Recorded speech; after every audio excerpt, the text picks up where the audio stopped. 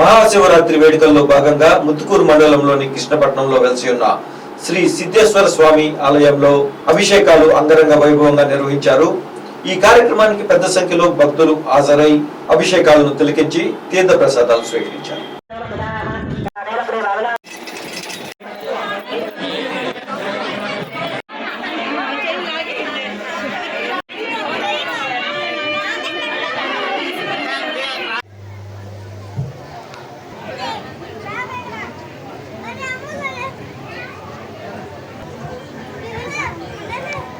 చతుర్ధనవాకమనంతరం పంచమానవాకరం కరిష్యామః. ఇప్పుడు స్వామివారికి సకలంగా 108 కేజీ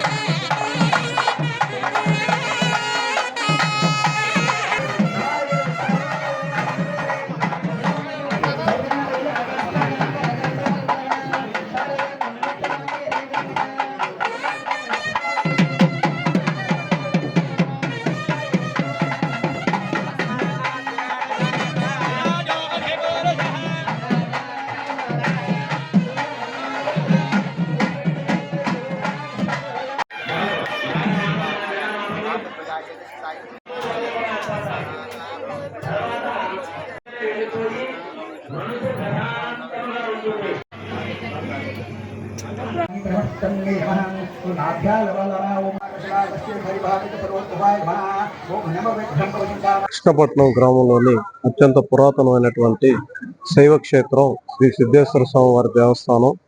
ఈ దేవస్థానం నందు ప్రతి సంవత్సరం మహాశివరాత్రి మహోత్సవాలు 3 రోజుల పాటు వైభవంగా జరుగుతాయి.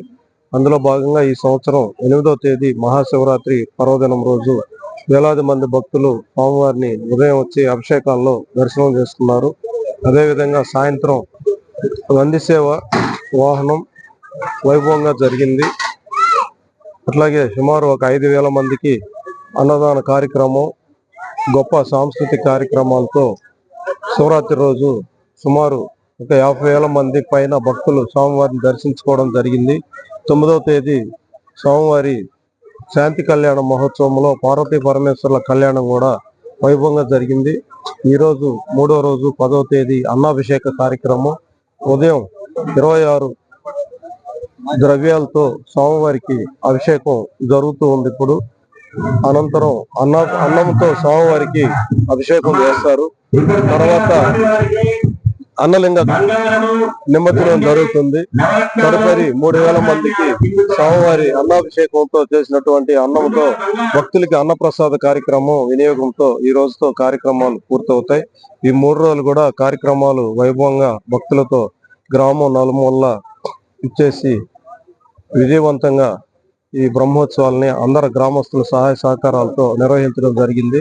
ఈ బ్రహ్మోత్సవాల నిర్వహణకు సహకరించిన ప్రతి ఒక్కరికి గ్రామ పెద్దలకి పేరు పేరున ధన్యవాదాలు తెలియజేస్తూ సెలవు.